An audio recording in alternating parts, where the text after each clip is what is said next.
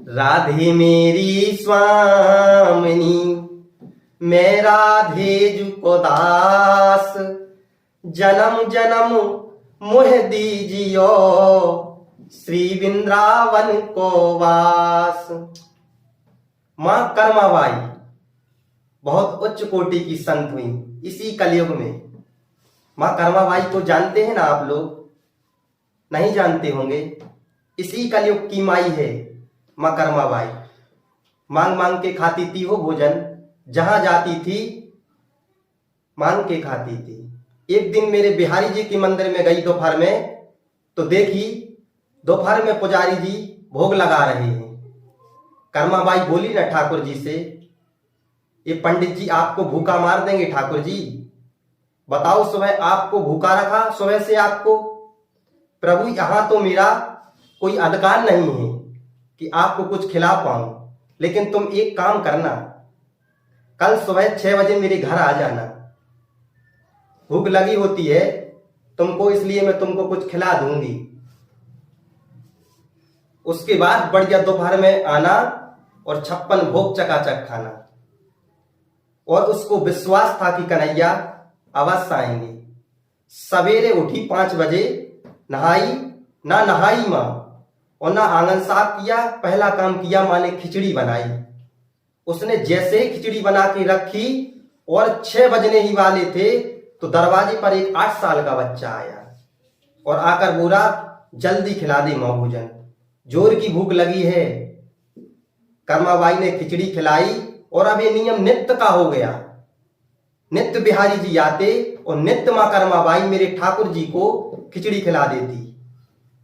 एक दिन ठाकुर जी की सेवा करते करते 6:30 बज गए माई को, और कर्माबाई बर्तन साफ कर रही थी।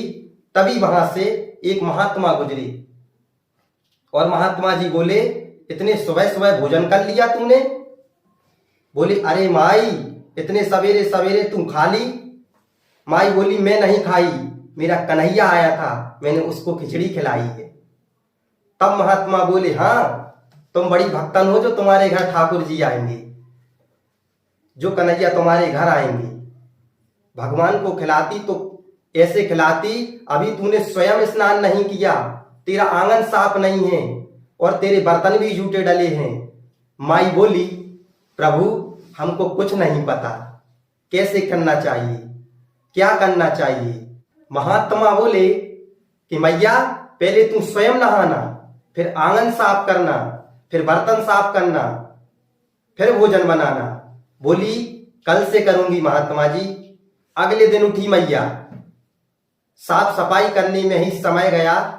खिचड़ी बना ही रही थी और भगवान आ गए। भगवान जैसी आए ना और बैठे खिचड़ी खाने के लिए, तो समय लग रहा था। तो बिहारी जी बोले, मैया जल्दी खिलाओ भोजन, भूख लगी है।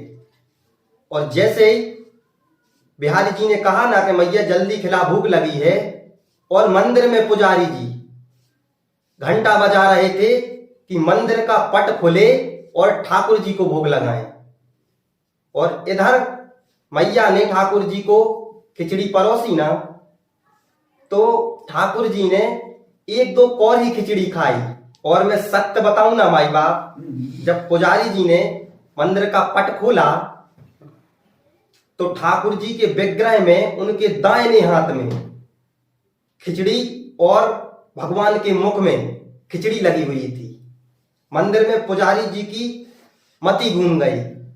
रात को भगवान ने पुजारी जी को स्वप्न दिया, कहा आपको एक बात बताए ना, किसी से बोलना मत आप पुजारी जी, मैं नित्य कर्माबाई के पास खिचड़ी खाने के लिए जाता हूं।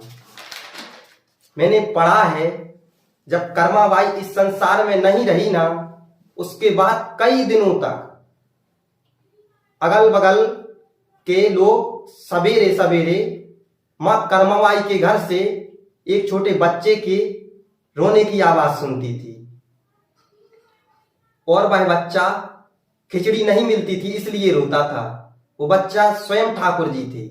और वही खिचड़ी है कि आज श्री जगन्नाथपुरी में 56 भोग लगे चाहे ना लगे, लेकिन जगन्नाथ भगवान को आज भी मां कर्माबाई की खिचड़ी खिलाई जाती है। उड़ीसा के लोग गाते हैं 2 लाइन। उड़िया मांगे खिचड़ी, बंगाली मांगे भात। उड़िया मांगे खिचड़ी, बंगाली मांगे भात। और हम लोग क्या मांगते हैं? साधु मांगे दर्शन दर्शन, साधु मांगे दर्शन तेरा, और महाप्रसाद ठाकुर भले विराजे जी उड़ीसा जगन्नाथपुरी में।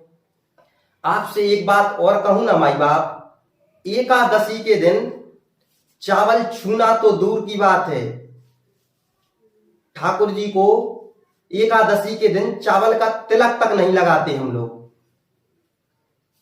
केवल धरती पर एक स्थान ऐसा है जहां एकादशी के दिन ठाकुर जी को तिलक तो छोड़ो, भोग तक लगता है, भगवान जगन्नाथ जी को। वो जगन्नाथपुरी में एक दिन एकादशी भगवान पहुंचे और बोले जाकर जगन्नाथपुरी से भगवान से, आज मेरा उपवास है। तो भगवान ने कहा, मैं मां कर्माबाई की खिचड़ी खाता हूं और आज तुम्हारा उपवास है। तो मेरे ठाकुर जी ने एकादशी भगवान को पीछे, मंदिर के पीछे कारागार बना हुआ है, तो एकादशी भगवान को उल्टा करके लटका दिया है। पूरी धरती पर मात्र एक ऐसा स्थान है जहां एकादशी का कोई प्रभाव नहीं पड़ता, जगन्नाथपुरी में। अब बताओ, मां कर्माबाई के लिए रघुनाथ जी आ सकते हैं, मेरे कन्हैया आ सकते हैं, तो हमारे आपके लिए क्यों नहीं आ सकते? जहां मांग होती है ना माई बाप, वहां से प्रेम समाप्त हो जाता है। यदि आप भगवान को पाना चाहते हैं, भगवान का दर्शन करना चाहते हैं इसी जन्म में या फिर अगले जन्म में, अरे अगले जन्म में नहीं तो उसके अगले जन्म में, तो आप भगवान से मांगना बंद कर दीजिए माई बाप। जिस दिन आप मांगना बंद कर देंगे ना, उस दिन आपको ठाकुर जी देना शुरू कर देंगे। क्यों? यदि आपसे कोई रोज आकर मांगे तो आपको कैसा लगेगा? इसलिए आप कभी भगवान से कुछ मत मांगिए। मेरी कर्माबाई है ना मां, उसने कभी ठाकुर जी से कुछ नहीं मांगा, उसने अपना सब कुछ लुटा दिया। बस यही कारण है कि मां कर्माबाई को मेरे ठाकुर जी रोज दर्शन देते थे और रोज खिचड़ी खाने आते थे। जय सिया राम।